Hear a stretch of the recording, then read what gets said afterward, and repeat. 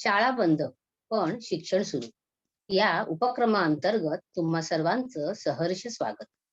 मी सौ सीमा विजय जामदार, संभाजीनगर मनपा मराठी शाळा कांदिवली पूर्व आर दक्षिण विभाग येथे कार्यरत आहे. आज दिनांक 26 फेब्रुवारी 2021 वार शुक्रवार. आजचा आपला विषय आहे भूगोल, इयत्ता 8वी.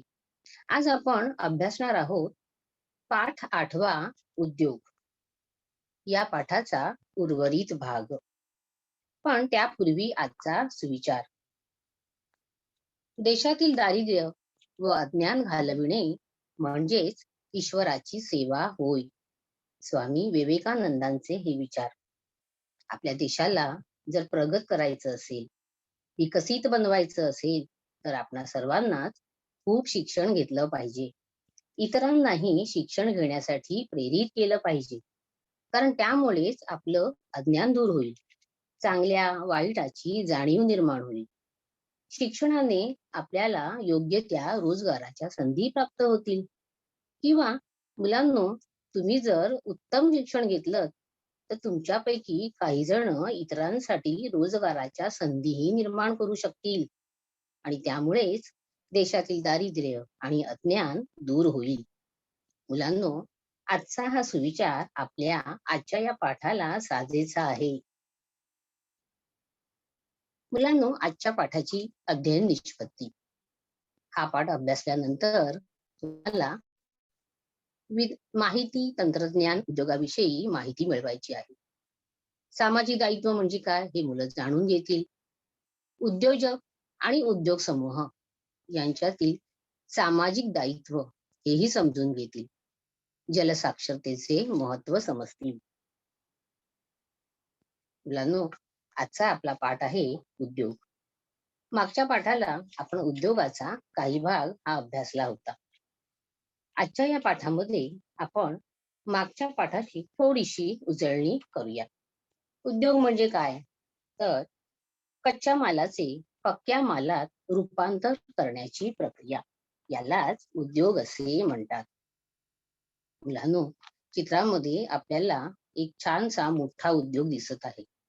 आता हा उद्योग किंवा हे औद्योगिकीकरण याला चालना देणारे महत्वाचे घटक कोणते आहेत बरं? हे घटक तर साधन संपत्तीची उपलब्धता, विज्ञान आणि तंत्रज्ञान यातील प्रगती आणि इतर अनुकूल घटक. त्या त्या क्षेत्रामध्ये त्या त्या ठिकाणी जी साधन संपत्ती उपलब्ध आहे किंवा असते, त्या साधन संपत्तीच्या अनुसार त्या त्या ठिकाणी उद्योगाची निर्मिती केली जाते. आणि विज्ञान आणि तंत्रज्ञान हे जर जोडीला असेल तर या औद्योगिकरणास लवकर चालना मिळते, उद्योग लवकर विकसित होतात. अशा या उद्योगांमध्ये असणारे इतर अनुकूल घटक कोणते याचाही आपण अभ्यास केलेला आहे. उद्योगाचे स्थानिकीकरणाचे घटक: शेतमाल, वनप्रदेश, पाणी पुरवठा, ऊर्जा, खनिजे, मजूर पुरवठा, बाजारपेठ आणि वाहतूक व्यवस्था हे सारे उद्योगाच्या स्थानिकीकरणाचे घटक आहेत. म्हणजेच काय, तर हे सारे घटक ज्या ठिकाणी उपलब्ध असतील, त्यांची उपलब्धता चांगल्या प्रकारे असेल, अशाच ठिकाणी प्रामुख्याने उद्योगाचे स्थानिकीकरण होते. मुलांनो, आपण मागच्या पाठात उद्योगाचे स्वरूपानुसार वर्गीकरण अभ्यासले होते. स्वरूपानुसार वर्गीकरणामध्ये प्रामुख्याने 3 प्रकार पडतात. एक म्हणजे लघु उद्योग, मध्यम उद्योग आणि अवजड उद्योग किंवा त्यालाच आपण मोठे उद्योग असंही म्हणतो. मुलांनो, भारत हा कृषी प्रधान देश आहे. त्यामुळे आपल्या देशाची अर्थव्यवस्था ही प्रामुख्याने कृषीवर आधारित उद्योग आणि पूरक उद्योग यांच्यावर आधारलेली आहे. त्यामुळे आपल्या देशामध्ये प्राथमिक उद्योग किंवा लघु उद्योग, त्यामध्ये बेकरी उद्योग, पापड उद्योग यासारखे उद्योग मोठ्या प्रमाणावर चालतात. तर मध्यम उद्योगामध्ये अन्न प्रक्रिया, फळ प्रक्रिया, गुऱ्हाळ, औषधींची निर्मिती करणे, दुग्ध व्यवसाय यासारखे उद्योग चालतात. तर अवजड उद्योगामध्ये लोह पोलाद उद्योग, वस्त्रोद्योग, साखर उद्योग आणि सिमेंट उद्योग यासारखे उद्योग निर्माण झालेले दिसून येतात. आता आपल्याला पाहायचं आहे औद्योगिक विकास. औद्योगिक विकास म्हणजे काय? तर उद्योग क्षेत्रामध्ये झालेली प्रगती. मुलांनो, कोणत्याही देशाचा आर्थिक विकास होण्यासाठी उद्योगांची निर्मिती आणि उद्योगांचा झालेला विकास या दोन गोष्टींना फार महत्वाचे स्थान आहे. ज्या ठिकाणी उद्योगांचा विकास मोठ्या प्रमाणावर आढळून येतो, त्या ठिकाणी अनेक फायदे आढळून येतात. त्या ठिकाणी असलेले स्थानिक लोक यांना रोजगाराच्या संधी उपलब्ध होतात. दरडोई उत्पन्नात वाढ होते. नागरिकांचे राहणीमान उंचावते. उद्योगामध्ये निर्माण होणारा पक्का माल याच्या निर्यातीमध्ये वाढ होते. आणि निर्यातीत वाढ झाली की परकीय चलनाच्या गंगाजळीत वाढ होते. आणि या सर्वांचा परिणाम म्हणजे देशाचे स्थूल राष्ट्रीय उत्पन्न वाढते. म्हणजेच देशाचा आर्थिक विकास होतो. आता या सगळ्यांसाठी प्रामुख्याने आपल्या समोर बघा एक स्लाइड आहे. महाराष्ट्र राज्य औद्योगिक विकास महामंडळ म्हणजेच MIDC. या महामंडळाची स्थापना 1 ऑगस्ट 1962 मध्ये झालेली आहे. आता या महामंडळामार्फत काय झालेलं आहे, तर महाराष्ट्रामध्ये अनेक राज्यांमध्ये उद्योगाचं विकेंद्रीकरण करण्यात आलेलं आहे. त्यामुळे त्या त्या ठिकाणच्या नैसर्गिक साधन संपत्तीनुसार उद्योगांची निर्मिती झाली. आता याचप्रमाणे फक्त महाराष्ट्रापुरतंच हे मर्यादित नाही, तर इतर राज्यांनी सुद्धा अशा प्रकारची विकास महामंडळांची निर्मिती केली आणि त्या त्या राज्यांमध्ये म्हणजे संपूर्ण भारतामध्ये अशा प्रकारे उद्योगांचं विकेंद्रीकरण झालेलं आहे. त्यामुळे भारतामध्ये आज मोठ्या प्रमाणावर औद्योगिक विकास आढळून आलेला आहे. आता याच्या पुढचा जो घटक आहे हा फार महत्वाचा घटक, आजचा आपला विषय माहिती तंत्रज्ञान. माहिती तंत्रज्ञान हा एक महत्वाचा उद्योग भारतामध्ये अतिशय वेगाने मोठा झालेला आहे.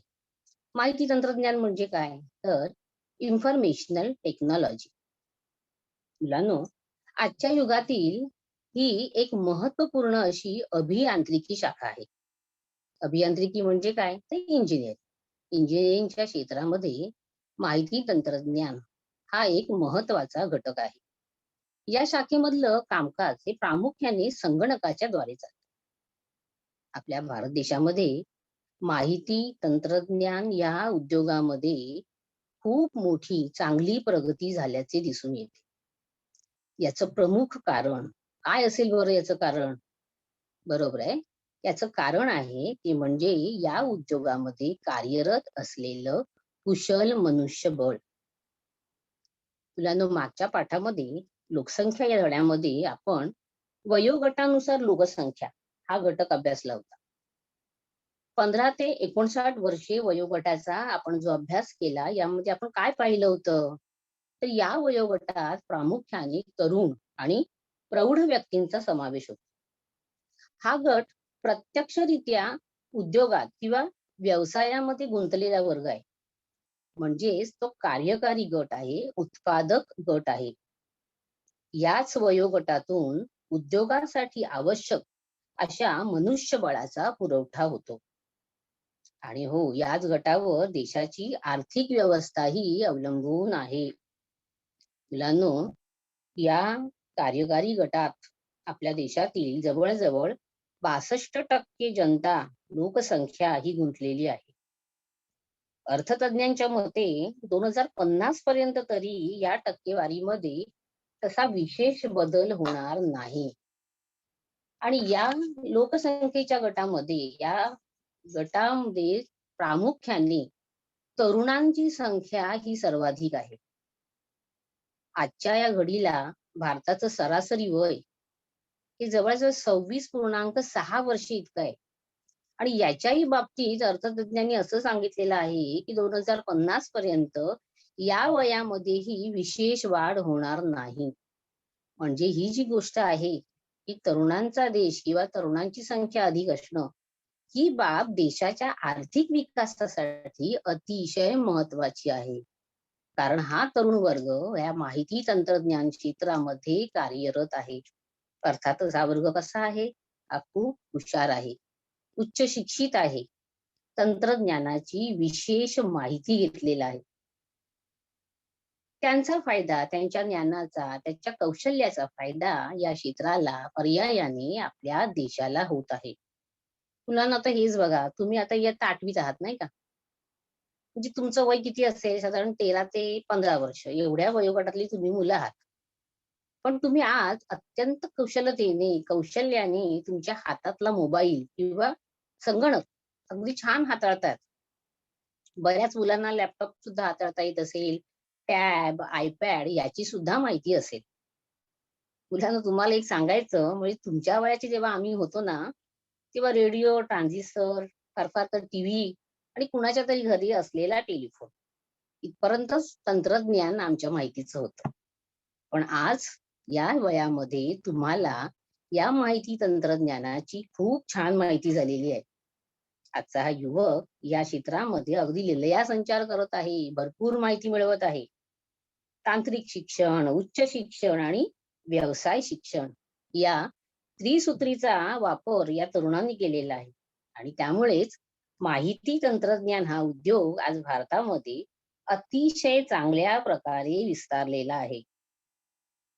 अशी ही माहिती तंत्रज्ञानाची केंद्र आय-टी हब या नावाने ओळखली जातात. भारतामध्ये अशी आय-टी हब केंद्रे प्रामुख्याने 8 आहेत. त्यांचा अभ्यास तुम्हाला नंतर करायचाच आहे. आता आपल्याला काय बघायचं आहे, समोरच्या या स्क्रीनमध्ये काय दाखवलंय बरं?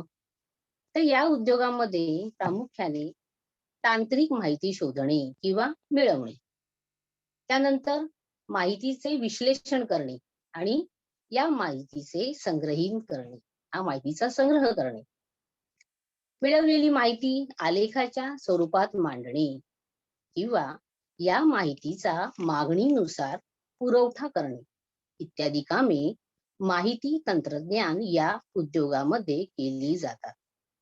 आणि ही सर्व माहिती इंटरनेटच्या आधारे संगणक आणि भ्रमणध्वनी या साधनांच्या सहाय्याने हाताळली जाते. पण यासाठी संगणक प्रणाली म्हणजे प्रोग्राम याची निर्मिती करावी लागते. कारण प्रोग्राम बनवल्याशिवाय अशा प्रकारे माहिती देवाणघेवाण करणे, माहितीचा शोध घेणे, तिचं विश्लेषण करणे, ती आलेखाच्या स्वरूपात मांडणे आणि मागणीनुसार तिचा पुरवठा करणे हे शक्य नाही. त्यामुळे प्रोग्राम बनवणं ह्यासाठी सुद्धा हे जे तरुण वर्ग आहे, हा जो तरुण वर्ग आहे, हा अतिशय कुशल आहे. रोज नवीन नवीन प्रोग्रामची निर्मिती या संगणकाच्या युगामध्ये होताना दिसून येत आहे.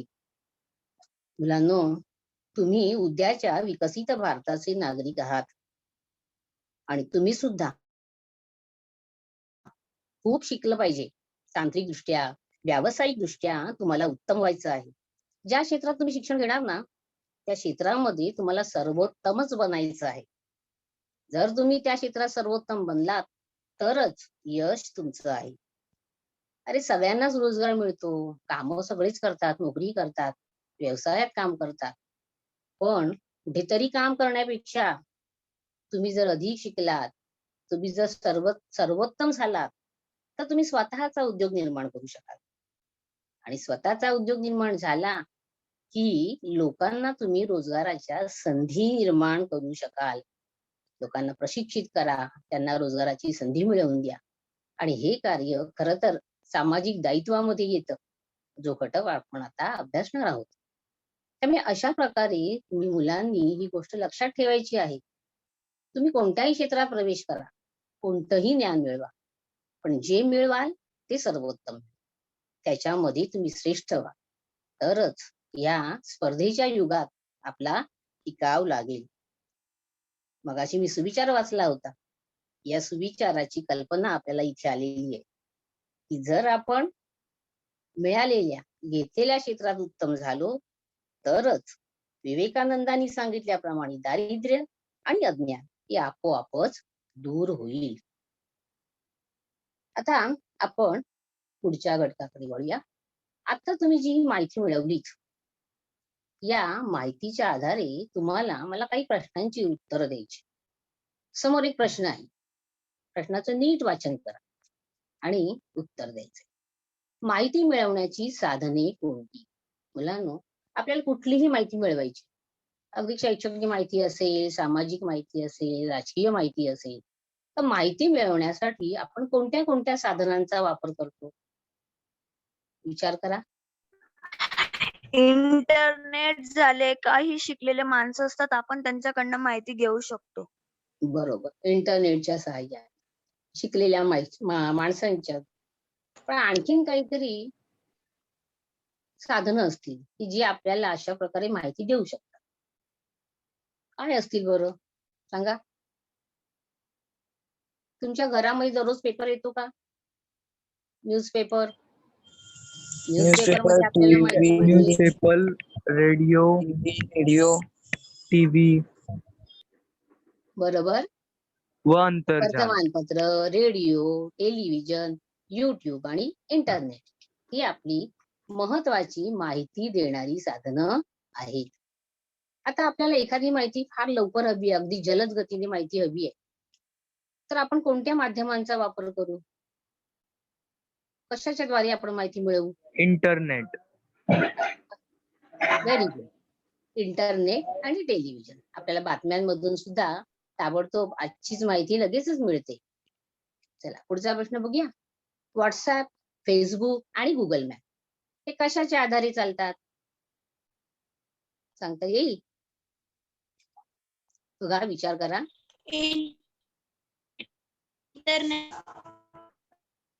इंटरनेट. ठीक आहे. आणखीन कोण प्रयत्न करील? बघा. हे कसलं चित्र आहे रे? ओळखायला येतंय का? Satellite teacher. अरे वा, व्हेरी गुड. सॅटेलाइट किंवा उपग्रह. अवकाशात उपग्रह. सोडलेल्या उपग्रहामार्फत आपल्याला WhatsApp वरती, Facebook वर आणि Google मॅपवर माहिती मिळवता येते. चला, आता आपल्याला आणखीन एक महत्वाचा घटक अभ्यासायचा आहे. तो आहे उद्योगाचे सामाजिक दायित्व. आता सामाजिक दायित्व, उद्योगांचे सामाजिक दायित्व, पण सामाजिक दायित्व म्हणजे काय हे आधी आपल्याला कळलं पाहिजे. मग सामाजिक दायित्व म्हणजे काय? तर मुलांनो, आपण सगळेच समाजशील प्राणी आहोत. आपण एका समाजात राहतो, समूहाने राहतो. ज्या समाजामध्ये आपण जन्माला आलो, लहानाचे मोठे झालो, त्या समाजाचे आपण काहीतरी देणे लागतो. हे देणं म्हणजेच दायित्व. प्रत्येक व्यक्तीने ज्या समाजात तो राहतो, त्या समाजासाठी, त्या समाजात राहणाऱ्या प्रत्येक व्यक्तीसाठी, समाजाच्या उत्कर्षासाठी, विकासासाठी, त्याचप्रमाणे समाजामध्ये निर्माण होणाऱ्या काही समस्या, त्यांच्या निराकरणासाठी सुद्धा समाजाला मान्य असतील असं वर्तन केलं किंवा कृती केली, तर त्यालाच आपण म्हणतो सामाजिक दायित्व. आता सोप्या भाषेत सांगायचं झालं तर काय सांगता येईल? तर प्रत्येक व्यक्तीने समाजाच्या हितासाठी, समाजाच्या भल्यासाठी, समाजातल्या समस्या नाहीशा करण्यासाठी किंवा कमी करण्यासाठी केलेले प्रयत्न, यालाच काय म्हणायचं? तर सामाजिक दायित्व. कळलं का? सामाजिक दायित्व म्हणजे काय? तर प्रत्येक व्यक्तीने आपण ज्या समाजात राहतो, त्या समाजाच्या हितासाठी किंवा त्या समाजातल्या समस्या कमी करण्यासाठी केलेले प्रयत्न, याला म्हणायचं सामाजिक दायित्व. आता आपल्याला बघायचं आहे उद्योगांचे सामाजिक दायित्व. आतापर्यंत आपण उद्योगांचा भरपूर अभ्यास केला, औद्योगिकरणाचा अभ्यास केला. आता या उद्योगांचं समाजाच्या प्रती असलेलं दायित्व काय आहे बरं? तर उद्योजक व्यक्ती अथवा उद्योग समूह समाजहित तसेच पर्यावरण संतुलनासाठी या दोघांनी केलेली कृती, यालाच उद्योगाचे सामाजिक दायित्व असे म्हणतात. उद्योजक म्हणजे काय? उद्योगाची निर्मिती करणारी व्यक्ती, ज्यांनी उद्योगाची, कारखान्याची निर्मिती केली. आणि उद्योग समूह म्हणजे एकाच प्रकारचं उत्पादन वेगवेगळे उद्योग समूह, वेगवेगळे कारखाने एकाच प्रकारचं उत्पादन जेव्हा काढतात, तेव्हा त्या वेगवेगळ्या कारखान्यांचा जो समूह, त्याला काय म्हणायचं? उद्योग समूह. त्यामुळे ही उद्योजक व्यक्ती किंवा या उद्योग समूहाने समाजासाठी, पर्यावरणाच्या संतुलनासाठी जी कृती केली, जे देणं दिलं, याला आम्ही काय म्हणतो? उद्योगांचे सामाजिक दायित्व. मुलांनो, समाजाप्रती असलेली जबाबदारी किंवा सामाजिक बांधिलकी यामधून समाजातले गरजू व्यक्ती किंवा समाजातल्या अशा काही संस्था ज्या समाजातल्या लोकांसाठी काहीतरी कार्य करतायत, काहीतरी काम करतायत, अशा लोकांना मदत करून समाज हिताचं कार्य करणे हे या उद्योगांकडून अपेक्षित आहे. या हेतूने आता चित्रामध्ये बघा, पहिल्या चित्रात दाखवले आपल्याला रुपये 500 कोटी म्हणजेच काय, तर आपल्या पुस्तकात दिलंय की 5 कोटीपेक्षा अधिक नफा कमावणारे जे उद्योजक आहेत, जे कारखानदार आहेत, या 5 कोटीचं बाजार मूल्य किती आहे, तर रुपये 500 कोटी किंवा त्याच्यापेक्षा अधिक. किंवा ज्या उद्योगांमध्ये एकूण वार्षिक उलाढाल ही 1000 कोटी रुपयांपेक्षाही अधिक आहे, असे जे उद्योजक आहेत, असे जे उद्योग समूह आहेत, त्यांनी प्राधान्याने आपल्या नफ्यातील कमीत कमी हा शब्द आहे, जी जास्तीत जास्त किती खर्च करू शकतात, पण कमीत कमी 2% इतकी रक्कम समाज उपयोगी कार्यासाठी खर्च करावी, याबाबत शासन आग्रही आहे. आणि यासाठी समाज हितासाठी असलेल्या कार्यामध्ये हे उद्योग किंवा उद्योग समूह जो खर्च करतील, या खर्चावर सरकारकडून कर सवलतही मिळते. आणि त्यामुळे अशा प्रकारचे अनेक उद्योग समाज हिताच्या कार्यामध्ये अग्रेसर आहेत. पण वाढत्या लोकसंख्येला हे पुरेसं नाहीये.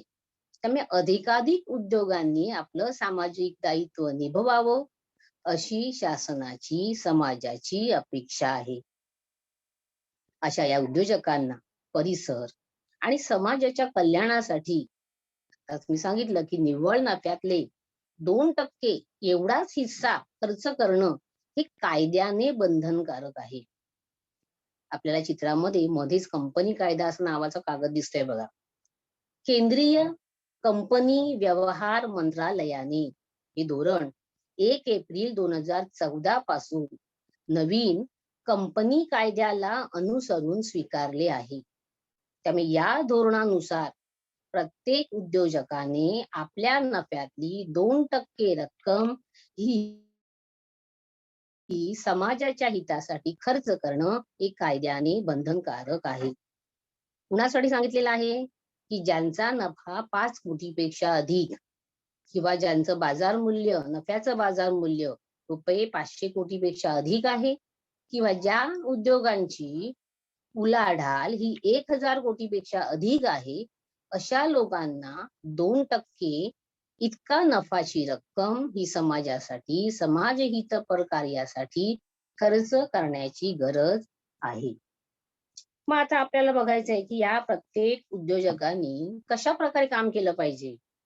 तर सर्वात प्रथम म्हणजे काय, सामाजिक दायित्व निभावण्यापूर्वी या प्रत्येक उद्योजकांनी, या प्रत्येक उद्योग समूहाने सर्वप्रथम आपला व्यवसाय, आपल्या व्यवसायात निर्माण होणारं उत्पादन याच्याविषयी समाजामध्ये एक विश्वास निर्माण करण्याची गरज आहे.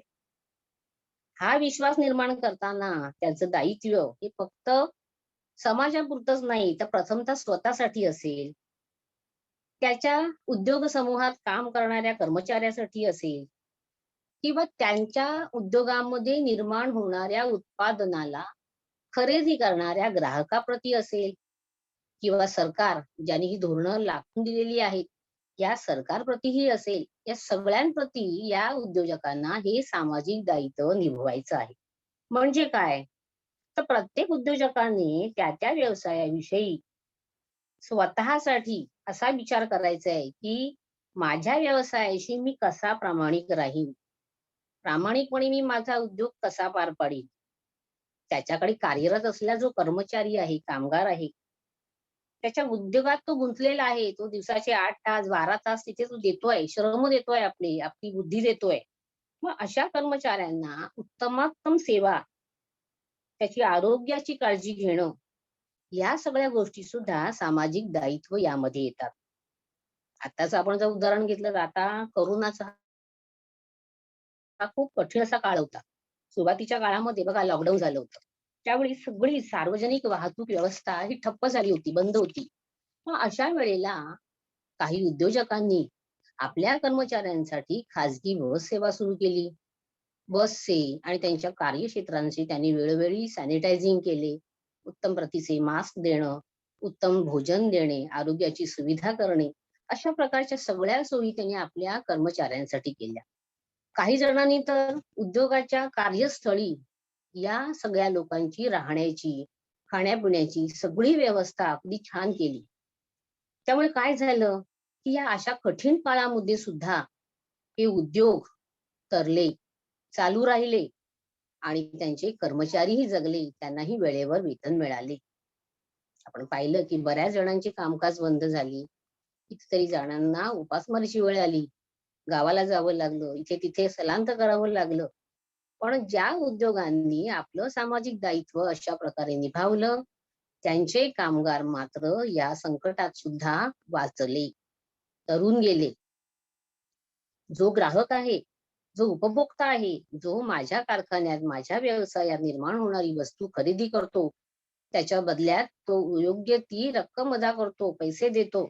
मग अशा या ग्राहकाला दर्जेदार वस्तू देणं आणि तीही वाजवी भावात देणं, हे सुद्धा ग्राहकाप्रती असलेलं दायित्व आहे. सरकारने, शासनाने त्यांच्या ठायी असलेलं दायित्व ते कोणतं? तर सरकारने जे नियम आखून दिलेले आहेत, काही धोरणं राबवलेली आहेत, यांचं उल्लंघन होणार नाही याची काळजी सुद्धा या उद्योजकांनी घेणं हे गरजेचं आहे. आता याच्या व्यतिरिक्त असलेलं सामाजिक दायित्व, या उद्योगांकडून समाजाला कोणत्या गोष्टींची अपेक्षा आहे? तर सर्वात प्रथम शैक्षणिक सोयी सुविधांची पूर्तता करणं, समाजातील लोकांच्या आरोग्यविषयक आरोग्याची काळजी घेणं, लोकांसाठी आरोग्यविषयक सुविधा निर्माण करणं, गाव किंवा विभागाचा विकास करणं, निराधार व्यक्तींसाठी चालवलेली केंद्र, पर्यावरणीय विकास केंद्र इत्यादींना मदत करणं, या सगळ्या अपेक्षा उद्योगांकडून घेतलेल्या आहेत. बघा, उद्योगांचे सामाजिक दायित्व म्हणजेच काय? Corporate social responsibility, CSR. हा जो कायदा आहे, मी आताच सांगितलं की या कायद्यान्वये प्रत्येक उद्योजकाला आपल्या नफ्यापैकी कमीत कमी 2% इतकी रक्कम समाज हितासाठी वापरायची आहे. आणि त्यासाठी मंत्रालयाकडून एक खिडकी योजना ही राबवण्यात आलेली आहे. या अंतर्गत राज्यातील शाळांची गरज काय आहे ती ओळखून शाळांमधील पायाभूत सुविधांचा विकास करणं, विद्यार्थ्यांचा विकास करणं, शिक्षक आणि शिक्षकेतर जे कर्मचारी आहेत त्यांना प्रशिक्षण देणं, अशा प्रकारच्या 3 विभागांमध्ये हे उद्योग समूह गुंतवणूक करू शकतात. त्यांना ही संधी देऊन दिलेली आहे एक खिडकी योजनेअंतर्गत. त्यानंतर आहे आरोग्य विषयक सुविधा. या अंतर्गत समाजातील जे गरीब आहे, गरजू आहेत, अशांसाठी आरोग्य सुविधाचा पुरवठा करणे, त्यांच्यासाठी मोफत आरोग्य शिबिरांची उभारणी करणं, कमी खर्चात कमी शुल्क घेऊन शस्त्रक्रिया करणं, अशा सारख्या आरोग्य विषयक सुविधांची अपेक्षा या उद्योगांकडून करण्यात येते. गाव किंवा विभागाचा विकास करणे. मुलांनो, आपल्या आजही आपण पाहतो की ग्रामीण भागातून शहराकडे रोजगारीसाठी, नोकरीसाठी मोठ्या प्रमाणावर लोंढे हे शहरांकडे येत आहेत. त्यामुळे शहरांची लोकसंख्या वाढत आहे. शहरातील सोयी सुविधांवर अतिरिक्त ताण पडत आहे. मग अशा वेळेला या गाव किंवा या तत्सम विभागामध्ये अवजड अशा मोठ्या उद्योगांची निर्मिती करणे, जेणेकरून गावातून शहराकडे येणारे हे लोंढे जे आहेत ना, हे थोडेसे थांबवले जातील आणि ग्रामीण भागातील लोकांना रोजगाराची संधी प्राप्त होईल. त्याचप्रमाणे ज्या ग्रामीण भागामध्ये सोयी सुविधांचा अभाव आहे, म्हणजे पक्के रस्ते किंवा वीज पुरवठा, पाण्याचा पुरवठा, तर अशा सारख्या आवश्यक ज्या सोयी सुविधा आहे, या पुरवण्यामध्ये शासनाला मदत करणं, हे सुद्धा या उद्योगांचं सामाजिक दायित्व आहे. त्याचप्रमाणे निराधार व्यक्ती आपल्या समोर चित्रात दिसत आहेत बघा. बऱ्याच ठिकाणी आपण पाहतो वृद्धाश्रम आहे, अनाथाश्रम आहे. आता ही जी लोक आहेत ती एकटीच राहत आहेत आपल्या घरापासून, आपल्या कुटुंबापासून दूर. अनाथ आश्रमातल्या मुलांना तर कोणीच पालक नाहीयेत. मग अशा वेळेला या लोकांसाठी मनोरंजनाच्या सोयी निर्माण करणं, त्या मुलांसाठी शिक्षणाच्या सोयी निर्माण करणं, व्यवसायाच्या संधी उपलब्ध करून देणं, किंवा ही आश्रम किंवा ही जी केंद्र आहेत निराधार व्यक्तींसाठी चालवण्यात येणारी, ही काही NGO या संस्थांमार्फत चालवली जातात.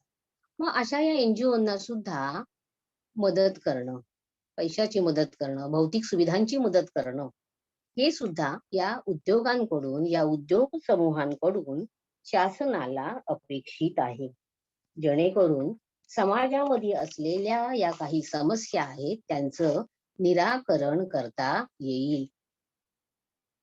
त्याचप्रमाणे आता आपण पाहिलं की औद्योगिकीकरण, उद्योगांचा जो प्रचंड विकास झालेला आहे, प्रसार झालेला आहे, त्यामुळे फार मोठ्या प्रमाणावर प्रदूषणाची निर्मिती झालेली आहे. आपण मागच्या पाठामध्ये पाहिलं होतं औद्योगिक प्रदूषण. औद्योगिक प्रदूषण म्हणजे काय पाहिलेलं? तर कारखान्यातून रसायन मिश्रित पाण्याचा हा स्रोत जो आहे, हा जवळच्या नदी, तलाव, सरोवर, समुद्र याच्यामध्ये सोडला जातो. किंवा कारखान्याच्या धुरांड्यातून बाहेर पडणारे carbon dioxide, carbon monoxide, sulphur dioxide यासारखे जीवनाला घातक असे वायू जे हवेत मिसळतायत. कारखान्यातून बाहेर पडणारी आम्ल, यामुळे आम्ल वर्षाही होतो. पावसामध्ये सुद्धा, पावसाच्या पाण्यात सुद्धा रसायनांचं प्रमाण आढळून येतं. त्यामुळे जमीन काय होते? रेताड होत किंवा अनुपजाऊ होते. त्याचप्रमाणे पिकं ही सुद्धा खराब होतात. उत्पन्नामध्ये घट होते. त्यामुळे या सगळ्या समस्यांवरती उपाय कोणता आहे? तर प्रदूषण नियंत्रण विकास योजना शासनातर्फे ज्या राबवल्या जात आहेत, या योजनांना हातभार लावून त्यांना पैशाची मदत करणं. त्याचप्रमाणे आपल्या शहरांमध्ये, आपल्या देशांमध्ये लोकसंख्या जी प्रचंड प्रमाणात वाढलेली आहे, या प्रचंड लोकसंख्येला पाहिजे तशी शौचालयाची सुविधा उपलब्ध नाही. त्याच्यामुळे सुद्धा काय झालंय? प्रदूषणामध्ये प्रचंड वाढ झालेली आहे. मग अशा वेळेला अशा ठिकाणी शौचालय सुविधा निर्माण करणं, या सगळ्या गोष्टींमध्ये या उद्योगांचा सहभाग हा अतिशय महत्वाचा ठरत आहे. मुलांनो, तुम्हाला माहिती असेल की आज सुद्धा आपल्या भारतामध्ये अशा प्रकारे अनेक उद्योग समूह आहेत. टाटा, महिंद्रा, रिलायन्स, इन्फोसिस, विप्रो यासारख्या उद्योग समूहाने समाजहितपर अशी अनेक कार्य केलेली आहेत, जी समाजाच्या विकासासाठी, प्रदूषणाच्या नियंत्रणासाठी खूप फायदेशीर झालेली आहे. पण यावर आपण कोणत्या उपाययोजना, औद्योगिक प्रदूषणावर मात करण्यासाठी कोणत्या उपाययोजना कराव्या लागतील? तर प्रामुख्याने इंधनाची बचत करणाऱ्या वाहनांची आणि यंत्रसामुग्रीची निर्मिती. कारखान्यामध्ये आपण जी इंधन वापरतो, ही सगळी पारंपरिक ऊर्जेचे स्रोत आहेत. आणि हे पारंपरिक ऊर्जा स्रोत आपल्याला माहिती आहे ते कधीतरी संपणारे आहेत. मग हे जर संपले तर काय पुढे काय? मग आपल्याला काय करावं लागेल? त्याच्यासाठी काहीतरी मार्ग काढावा लागेल. समोर चित्रात दिसतंय बघा.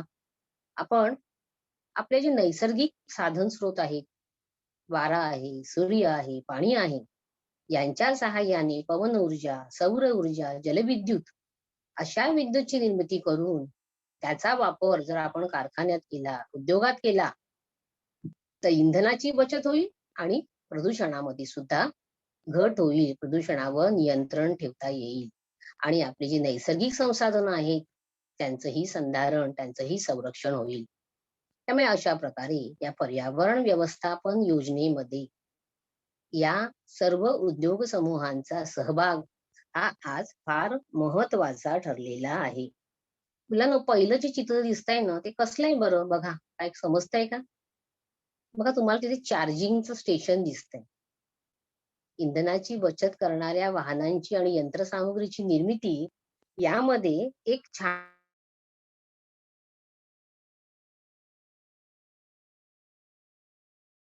पर्व येऊ घातलेलं आहे. त्याला इथे भारतामध्ये टाटा मोटर या वाहन निर्मिती उद्योगाने ई वाहनांची निर्मिती केलेली आहे. ई वाहन म्हणजे काय? तर विजेवर चालणारी वाहने. आज आपल्या रस्त्यावरून धावणारी वाहनं ही कशी आहेत? पेट्रोल, डिझेल या इंधनावर चालणारी आहे.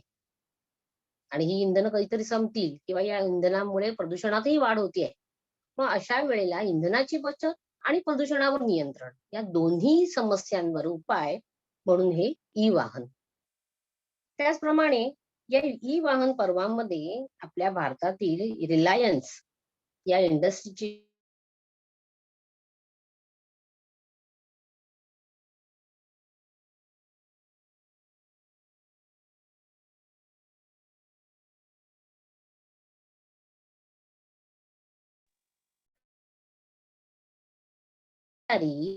या रिलायन्स उद्योग समूहाने दाखवलेली आहे.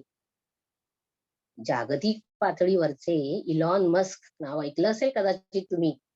यांची सर्वात मोठी अग्रगण्य अशी कंपनी आहे टेस्ला. या टेस्ला कंपनी समोर या रिलायन्स उद्योग समूहाने एक नवीन आव्हान उभे करण्याची तयारी दाखवलेली आहे की तुमच्या बरोबरीने आम्ही सुद्धा ई वाहनांची निर्मिती करणार आहोत. त्यासाठी लागणाऱ्या बॅटरींची निर्मिती करणार आहोत. आणि ही बाब आपल्या सर्वांसाठी अतिशय अभिमानाची आहे. मुलांनो, औद्योगिकरणामुळे होणारे जे प्रदूषण आहे त्याचे नियंत्रण करायचे आहे. त्यासाठी आताच आपण पाहिलं की सौर ऊर्जेचा वापर, पवन ऊर्जेचा वापर, जलविद्युतचा वापर किंवा यासारखी वाहनांचं चार्जिंग करणारी ई स्टेशन यांची निर्मिती या सगळ्या गोष्टींची आज नितांत गरज निर्माण झालेली आहे. आपण त्याचा वापर करतोय, पण तो वापर आपल्याला आणखीन वाढवण्याची गरज आहे. मग यासाठी शासन सुद्धा काही प्रयत्न करत आहे. शासनाने काय केलेलं आहे? तर राष्ट्रीय आणि राज्य पातळीवर कायदे आणि नियम बांधलेले आहेत. जल आणि वायू प्रदूषण नियंत्रण कायदा. दुसरा कायदा आहे पर्यावरण संरक्षण आणि संधारण कायदा. आता हे दोन्ही कायदे या सर्व उद्योगांना आणि उद्योग समूहांना बंधनकारक आहे.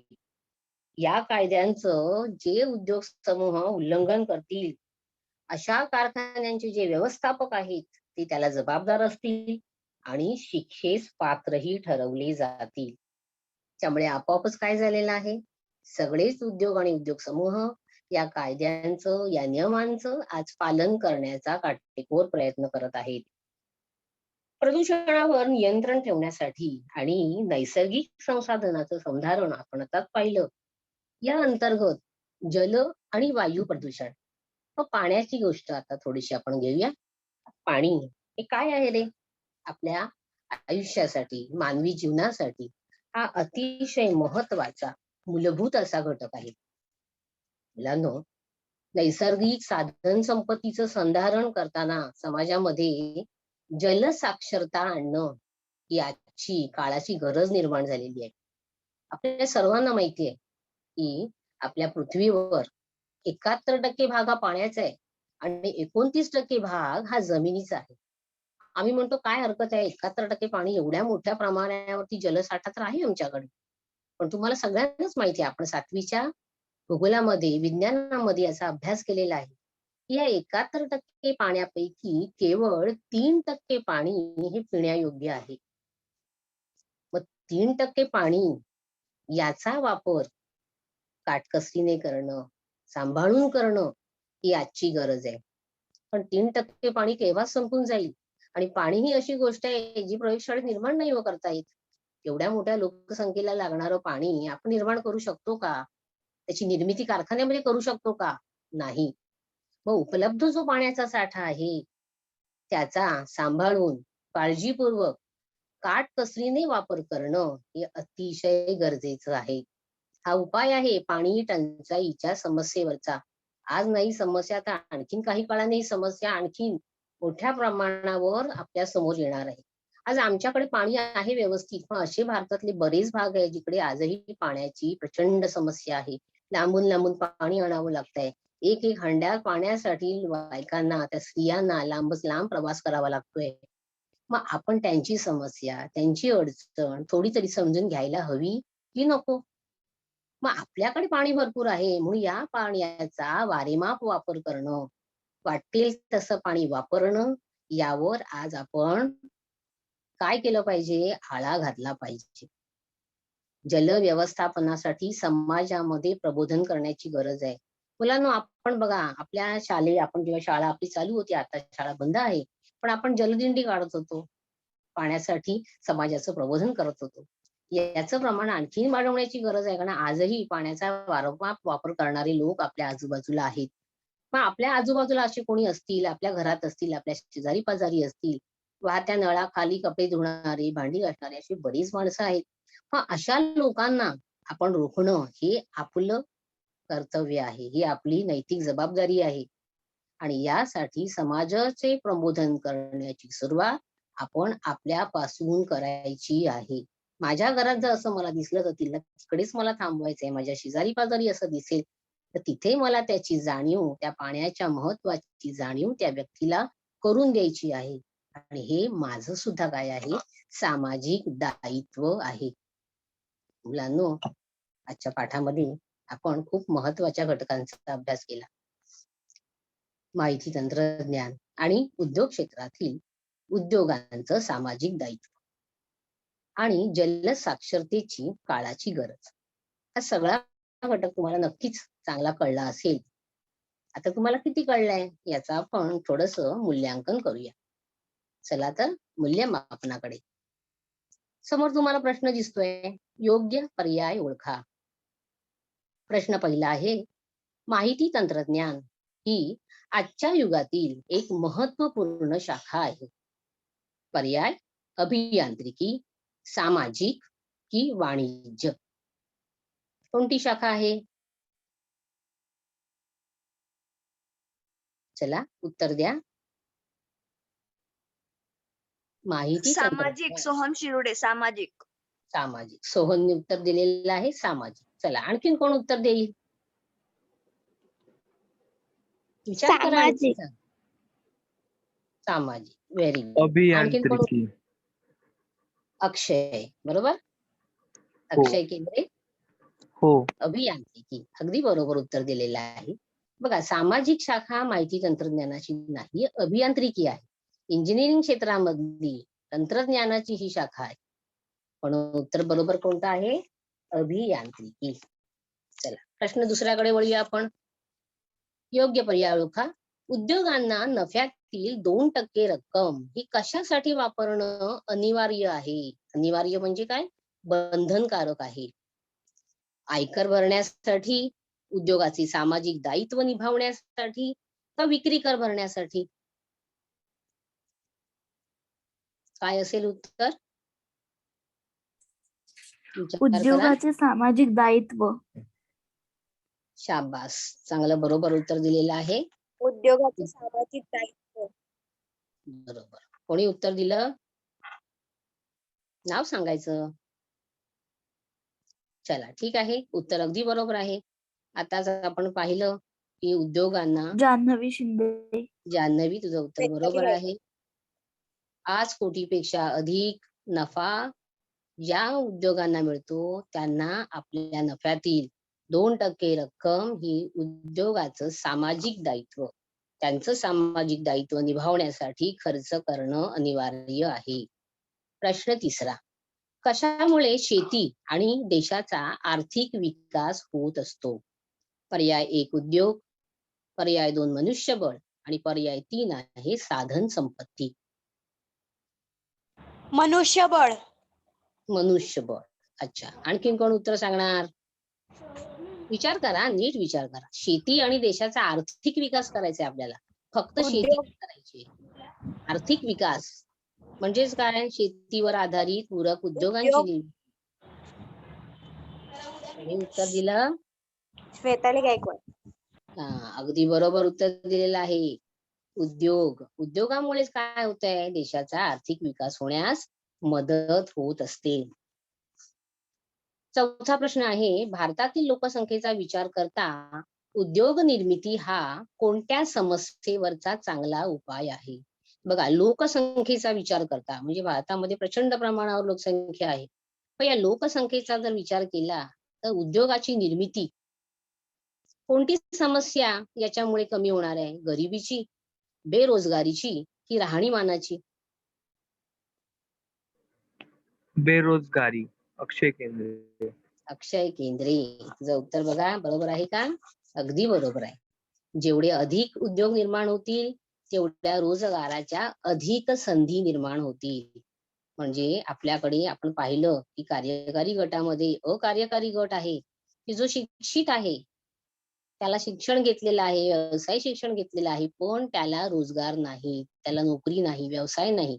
मग अशा लोकांना जर रोजगारी मिळवून द्यायची असेल, रोजगाराची संधी प्राप्त करून द्यायची असेल, तर अधिकाधिक उद्योगांची निर्मिती करणं हाच त्याच्यावरचा चांगला उपाय आहे. प्रश्न 5वा विचार करायचा आहे तुम्हाला. तुम्ही जर उद्योजक झालात तर खालीलपैकी कोणती गोष्ट टाळाल? प्रश्न नीट समजून घ्या. तुम्ही जर उद्योजक झालात, गेल्या वर्षी गेल्या तासाला मला त्या अक्षयने प्रश्न विचारला होता याबाबत, उद्योगाचं स्थानिकीकरण करण्याच्या संदर्भात. अक्षय विचार कर या प्रश्नाचा. जर तुम्ही उद्योजक झालात तर कोणती गोष्ट टाळणार आहात? उद्योगामधून फक्त नफा मिळवणे. दुसरा पर्याय आहे एका उद्योगातून दुसरा किंवा पूरक उद्योग निर्माण करणे. आणि तिसरा पर्याय आहे नवीन उद्योजक निर्माण होण्यासाठी प्रयत्न करणे. चला, कोणती गोष्ट टाळता येईल आपल्याला वा टाळणार आहोत आपण? टाळणे म्हणजे न करणे, ती गोष्ट न करणे. फक्त नफा मिळवणे, फक्त नफा फक्त मिळवणे. सोहम फक्त शिरोडे. नफा मिळवणे. रसिका पवार. सोहम अरे शिरोडे. वा. फक्त सोहम, रसिका, तुमचं उत्तर बघूया. अरे बरोबर आहे तुमचं उत्तर. म्हणजे तुम्हाला कळलंय की उद्योगांचं सामाजिक दायित्व काय आहे, त्याच्याशी संलग्न हा प्रश्न आहे ना. आताच आपण पाहिलं प्रत्येक उद्योजकाचं, प्रत्येक उद्योग समूहाचं हे सामाजिक दायित्व आहे की त्यांना एका उद्योगातून दुसरा उद्योग, पूरक उद्योग निर्माण करायचा आहे आणि स्थानिकांसाठी, लोकांसाठी रोजगाराची संधी निर्माण करायची आहे. मगाशी तुम्हाला मी सांगितलं की तुम्ही खूप शिकायचंय, तुम्ही जे शिकाल त्यात तुम्हाला सर्वोत्तम बनायचंय. स्वतःला नोकरी करण्यापेक्षा नोकरीची निर्मिती करण्याचा प्रयत्न करायचा आहे. तुम्ही उद्योजक झालात तर तुमच्यासारखा दुसरा उद्योजक होण्यासाठी तुम्हाला त्याला मदत करायची आहे. कारण उद्योगाची निर्मिती, उद्योजकांची निर्मिती म्हणजेच देशाची प्रगती. त्यामुळे अतिशय छान उत्तर दिलेली आहेत मुलांना तुम्ही. विचार करा या प्रश्नावर आणि या घटकावर सुद्धा.